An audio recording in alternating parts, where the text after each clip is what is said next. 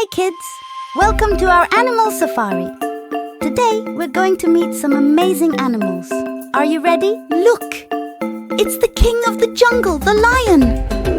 Lions have a big mane and a loud roar. Can you roar like a lion? Here's an elephant. Elephants have long trunks and big ears. They love to trumpet. Can you make a trumpet sound?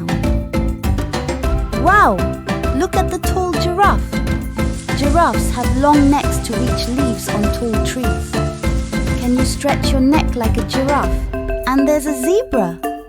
Zebras have black and white stripes. Can you imagine having stripes like a zebra?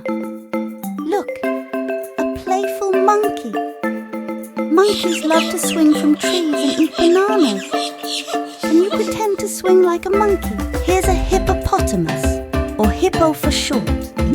Hippos love to stay in water. Can you wiggle your ears like a hippo? That was so much fun meeting all these amazing animals. Thanks for joining our animal safari. See you next time for more fun adventures. Thank you for joining us on this adventure. See you next time, little friends.